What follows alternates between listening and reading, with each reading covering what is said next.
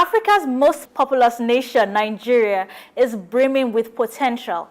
But did you know that it's not just about oil? So today, we're going to delve into the exciting world of Nigerian exports, exploring the sectors ripe for growth and the strategies for supercharged foreign exchange earnings.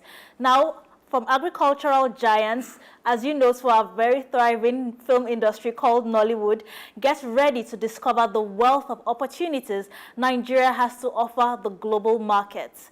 And to discuss how Nigeria's exports can actually generate so much more revenue for us is Ilyasu Ishak. He is a farmer, researcher, and agribusiness development expert. He is also the managing director of Salisium Green Limited, a privately owned company that specializes in various agricultural commodity exports and agribusiness support services. In addition, he is a member of the Presidential Committee on Zero Rejects for Exports. So welcome to Market Insights, Ilyasu Ishak. Thank you, Lavina. Thank you for having me. Yes, I'm glad to have you. Good morning, viewers. Yeah. Good morning to you too. Okay, and I like your outfit. You look great in this color. Thank you. That's good to note. Okay, so yes, Nigeria's exports and how it's thriving right now. We know that this is a very big industry in this country. We know it's over the past few years, I would say since our independence, we've been exporting from agricultural products to our culture to right now it's to our oil that we are still exporting, even though we have been having a bit of an issue with that sector. But first of all, let's start with our agricultural sector now. At the moment, we know we've been having issues in terms of packaging. We've noticed that some Western countries have complained about our packaging not meeting standard. But apart from that, we know that Nigeria's exports is generating a whole lot. Also, our agricultural exports generating a whole lot for us. So how do we now add to that in terms of agriculture before we move to other sectors?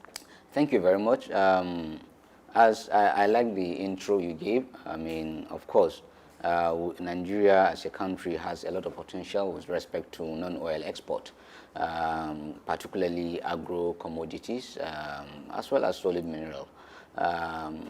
Nigeria, as you have rightly said, since independence, we have been, a leading exporter of a lot of agricultural commodities, from, groundnut to cotton. Of course, every Nigerian know about the story of groundnut pyramid in Kano, which was basically one of the major sources of foreign exchange for the country then.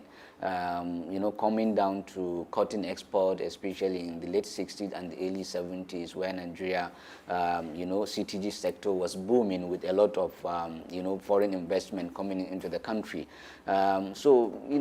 Speaking, currently, the country is also a leading exporter of major agricultural commodities in Africa, particularly in the areas of, soya beans, sesame seed, ginger, cashew nut, and other commodities like cocoa beans, even though Cote d'Ivoire and Ghana have overtaken Nigeria with respect to leading in that export particularly. So when you look at our potential with respect to non-oil export is quite huge. The reason being that we are leading in terms of production of some of these commodities. Another factor is the fact that we also have,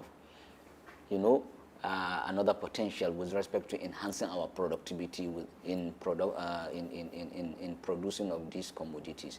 Nigeria has over 26 million hectares of arable land, readily available for the production of agro-commodities. Not all is being harnessed currently. So if we will enhance our productivity, enhance our production capacity, then, as you have rightly said, enhance the value addition to some of these commodities. Of course, we will not be having issue of having shortage of foreign exchange inflow into the country. A lot of these sectors have a lot of potential to generating triple, if not double, of what crude oil is currently generating for the country. I can give you an instance. In 2021, the Central Bank of Nigeria carried out a research into the palm oil sector. And you know, the findings were astonishing, where they realized that palm oil sector alone has potential of generating 10 billion US dollars annually for Nigeria. This is just one commodity, palm oil. Just one commodity is just a tip of the iceberg, you know. So when you look at cocoa beans as well, you know, decades ago, Nigeria was the leading producer and leading exporter of cocoa beans. But of course, due to some institutional challenges, you know,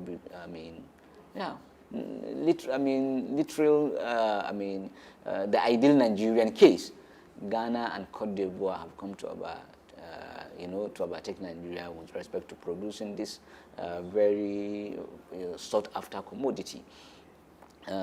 Cocoa beans sector in globally is worth more than 160 billion US dollars. Yeah. Nigeria has potential of, you know, at least having a significant share of this 160 billion. Okay. Now, yes, we spoke about agriculture now. So now, we know in this country we are genuinely blessed. It's not just with arable land, but we have a lot of talents, with people, with the resources that we have here. Now, I just want to ask you now, let's discuss this now. What are some of Nigeria's most promising export sectors beyond oil? So, yes, we've talked about agriculture, that's one. Now, oil, beyond oil, what other sectors are very promising for exports? Solid minerals. Okay. I mean, when you have another promising sector is solid minerals, yes, because true. Of the abundance of you know, valuable mineral resources that the country has, from gold, lithium, tin, you know, and the rest. It's been estimated that Kaduna, Katsina alone are sitting on gold reserve that is comparable to the gold reserve of Ghana in general. So if these sectors are to be harnessed, definitely they have a lot of potential of generating not just foreign exchange, but creating employment opportunities as well, which will take off the teeming youth we have on the street.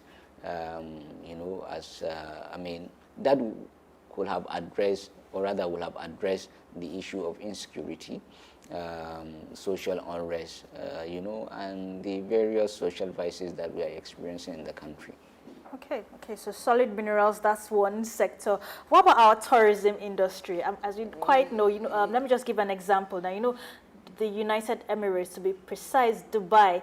Now, you know, that country, yes, is an oil exporting country, United Arab Emirates, but they use their tourism to really boost their economy. And today, Dubai is a very interesting tourist destination. Everybody wants to go there, and they use that to really sell the country so well. Today, it has also helped to improve on their technology. As you know, these days because of how hot it is in Dubai, they have been able to create electricity, using it to charge the clouds and create some kind of artificial rain, so that rain can be falling so often and it's not going to be so hot there all the time. So yes, Nigeria's tourism also, because I feel like we haven't really explored that sector well enough. And you know, we're blessed with so many tourist attractions in this country, whether it's the north, south, east, or west. We have so many tourist attractions. So what are your thoughts on this, Mr. Ilyasu? Yeah, definitely. Not just tourism, but I would rather say creative industry, yes, of which tourism is a part of. Of course, as you rightly said,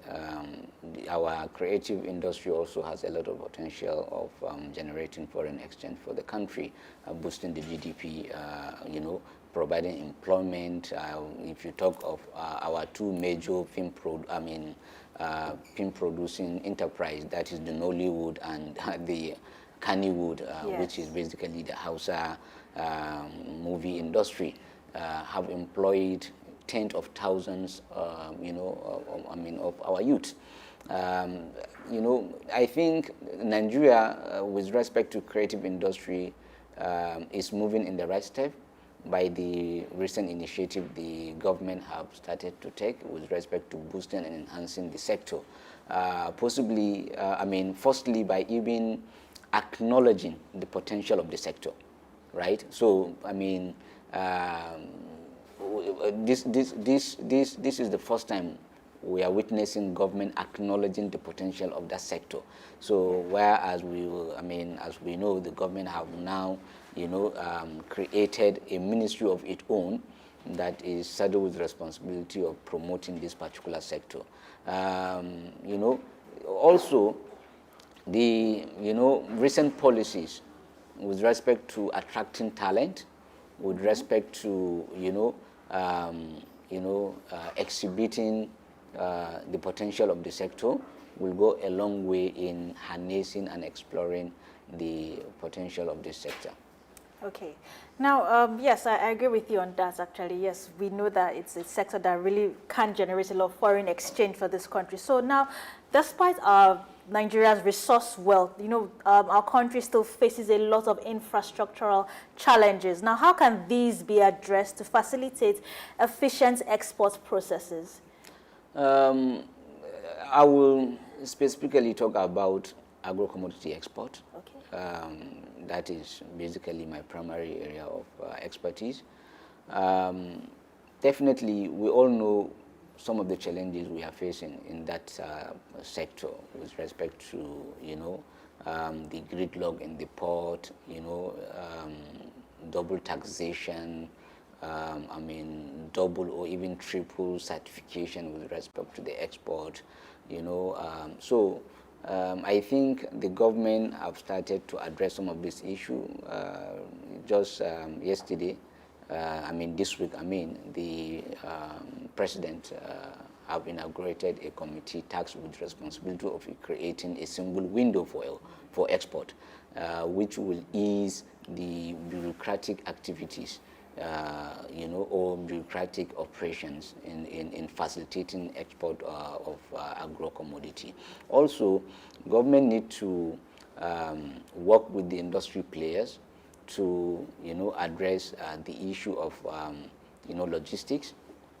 Of course, transporting of these commodities is actually becoming one of the major cost elements with respect to executing an export transaction. Why?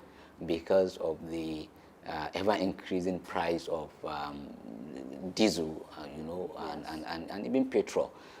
In the last, 8 months, we have seen diesel price rising from, somewhere around, somewhere under 300 naira to 1,600 naira per liter of diesel. So this has really disrupted the activities of the exporters and has significantly increased the price of the final price of the commodity. The government initiative in rolling out CNG initiatives that will, further bring down the cost of transportation is key infrastructural need that will, further promote the sector. Likewise, government need to work in decentralizing export activities from Lagos. Empower, other, other coastal Yes, states. yeah, not just the coastal cities, but even the,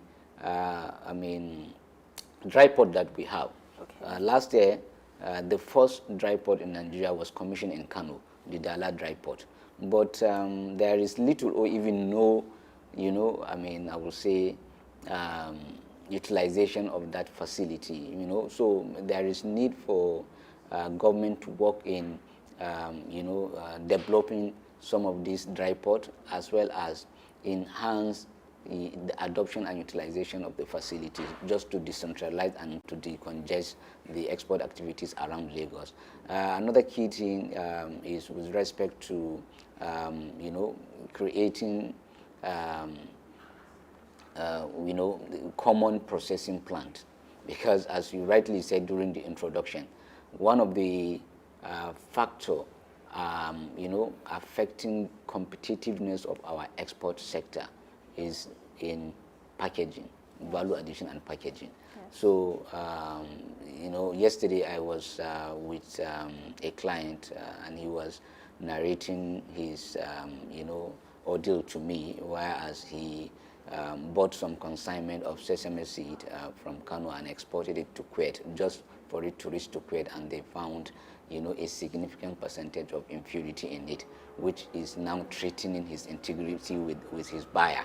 So the reason being that is because of lack of, efficient facilities, efficient, export processing facilities. So, it is good to mention the effort of the African Development Bank in setting up various special agro-industrial processing zones across the country, which will aid export processing and enhance value addition to our agricultural commodities.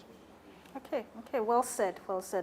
Ilyasu. Okay, yes, so now, with focus on agriculture now, don't you really think there should be more of a, like the government, we can't just leave everything for the government alone. I think there should be more private partnerships with the government to ensure that we could generate more revenue to increase the country's GDP with that. So we know we have some private exporters, but there has been some reservations with using government agencies to assess their packages. I don't know if you heard recently about how the guidelines from NAFDAC, for example, are quite very, very strict. And in addition to that, what these exporters are paying to get their products tested and sampled is ridiculously high. So most times they tend to avoid these government agencies and then maybe get their products tested at some private lab, and then when they get that certification, then they can now move on to see how they can get their products exported. But if the government decides to perhaps to look into these sectors, looking to how a government agency like NAFTA can actually perhaps maybe reduce the levies they impose on these exporters when they bring their products, their samples to be tested before it's finally exported. Perhaps there can be some better quality on the packaging. It's not just going to be some rushed work. It's going to be because if you're not paying too much to these government agencies, you won't be saying, oh, let me just avoid them completely. So what do you think about this? For me, I think it's not just the issue of high tariffs, but also availability of those services and or facilities. How many certified testing labs do we have in the country? Quite a few.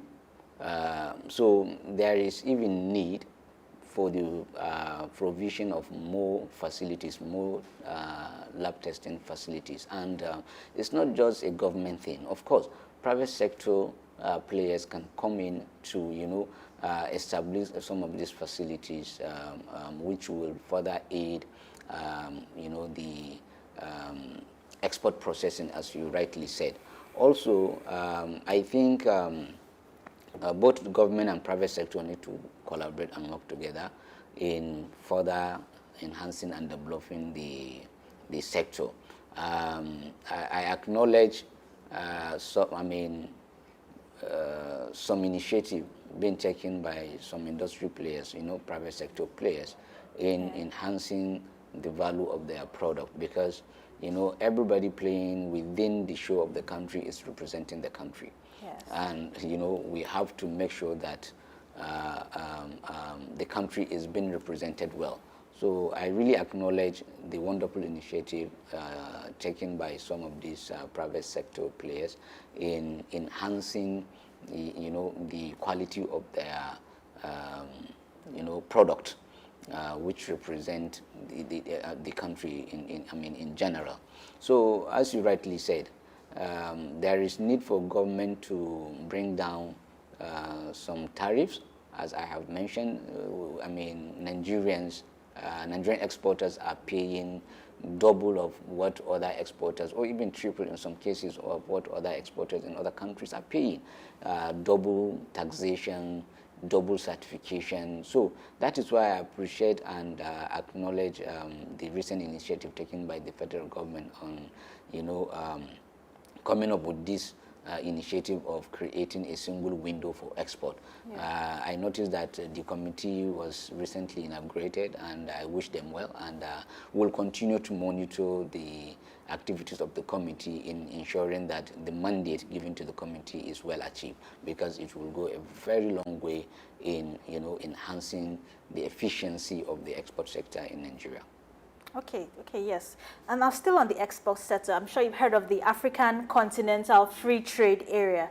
So now, as you know, AFCFTA, I beg your pardon, presents a very massive market for Nigerian exports. Now, how can Nigerian exports navigate this complex trade landscape to maximize opportunities within the continent? As I mentioned, we know this is the giant of Africa, and I feel we need to tap into the opportunities with the AFCFTA so that we can take advantage. And in addition, the overall goal is to definitely increase our GDP. So how can we tap into the potentials of AFCFTA? I've always been a strong advocate of regional trade within Africa. So I have been following the development with the AFTA, that is the AFCFTA, since its inception.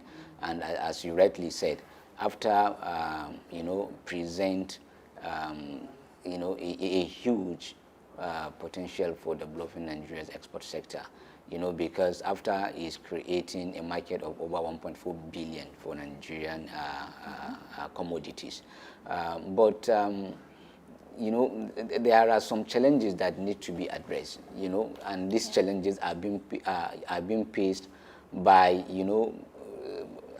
all the industry players, from the big players to the medium players and even to the small players. If Dangote will be complaining of such, challenges, then you can imagine its impact on, the middle players or even the lower players. That is with respect to the hassle in moving of goods and services within African, within African continent. The Nigerian exporters can take advantage of this AFCFTA by enhancing the regional trade within Nigeria and other African countries. It's good for us to acknowledge the fact that already Nigerian exporters are already taking advantage of the AFCFTA. If you look at countries like Niger, Benin, Ghana, even up to Cote d'Ivoire, Nigeria supplies, is responsible for, the supply of not just electricity and other essential commodities like food, household, product and what have you. The Mile 12 market here in Lagos supplies perishable product to more than 5 African countries, Benin, Ghana, Cote d'Ivoire, or even Burkina Faso. Likewise, a lot of businesses in, North, that in Kano, Katsina, Kebbi, are exporting some of their product to countries like Niger, and Benin as well. But this has to be enhanced. The quality of our product needs to be enhanced. That is why the AFCFTA is giving attention to, origin of goods. So, but it's saddening me to see Nigerian product being labeled. We really don't like to label our product with Nigerian made.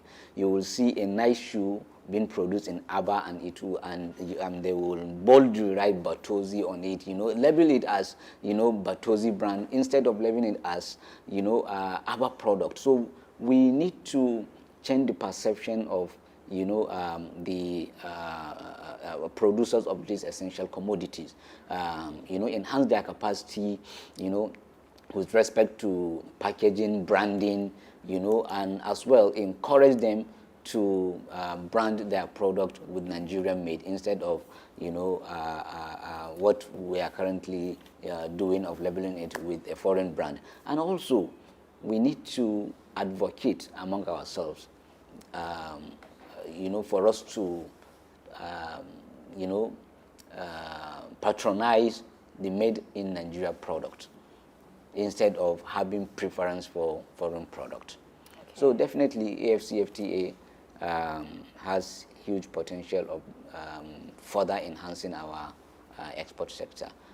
But certain things has to be put in place with respect to enhancing capacity, with respect to enhancing the way we brand and package our product, with respect to enhancing logistics, you know, and cross-border movement of goods and services. Okay, thank you for that, Mr. Ilyasu Ishak, and thank you for joining us this morning on Market Insights as we discuss how to tap into Nigeria's export potential and how it will definitely increase the country's GDP. So we are happy that you joined us this morning, and we look forward to having you on the program again. Thanks for having me. Thank you.